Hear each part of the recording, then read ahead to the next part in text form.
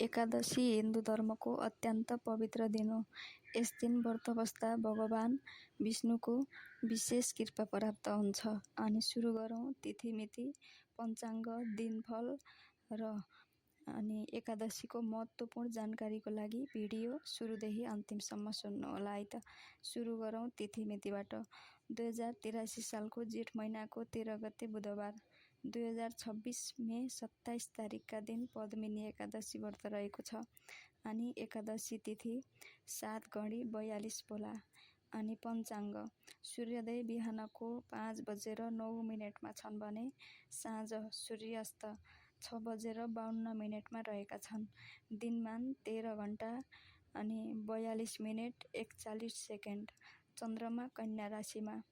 अब कुरा गरौँ दिनफलको बारेमा।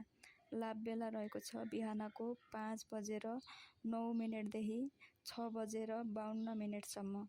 अमृत बेला रहेको छ बिहानको 6:52 देखि 8:35 सम्म। काल बेला रहेको छ बिहानको 8:35 देखि 10:18 सम्म। अब शुभ बेला रहेको छ बिहानको 10:18 देखि दिउँसोको 12:01 सम्म। अनि महत्त्वपूर्ण काम कार्य गर्दै हुनुहुन्छ अनि नयाँ काम थालनी गर्दै हुनुहुन्छ भने अमृत बेला र शुभ बेलामा गर्नु सर्वोत्तम हुनेछ।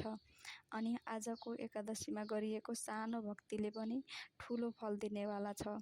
अनि पुरुषोत्तम मासमा पर्ने यो पद्मिनी एकादशी दुर्लभ र महान एकादशी मानिन्छ। अनि विशेष गरेर यो एकादशी अधिक मास अर्थात् पुरुषोत्तम मासमा पर्दछ। अनि शुक्ल पक्षमा पर्ने यो एकादशीको नाम नै पद्मिनी एकादशी व्रत हो।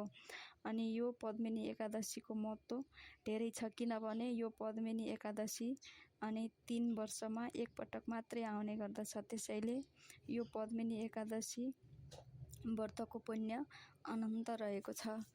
अनि एक सानो व्रतले ठुलो पुण्य भगवान विष्णुको कृपाले तपाईँको जीवन बदलिन सक्छ।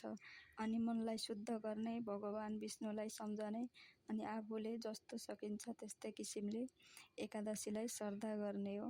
जति तति भगवानको स्मरण गरिरहने यही हो एकादशी पद्मिनी एकादशीको कृपाले। अनि हजुरहरूको जीवनमा नयाँ मोड, नयाँ उमङ्ग, नयाँ जोस जाँगर जागेर आओस्। अनि भगवानको चरणमा शिर झुकाएर यही प्रार्थना। हजुरहरूको दिन शुभ मङ्गल बनोस्। अनि बोल्दै जाँदा बाणीहरू अशुद्ध हुन सक्छन् अनि त्यसलाई सच्याएर सुनिदिनु होला। अनि गल्ती त्रुटिहरू भएको ठाउँमा मलाई क्षमा गरिदिनु होला है त। अनि अन्त्यमा भगवानको नाम लेखेर कमेन्ट गर्नु होला है त। जय श्री राधे, जय श्री कृष्ण। हजुरहरूको दिन शुभ रहोस्।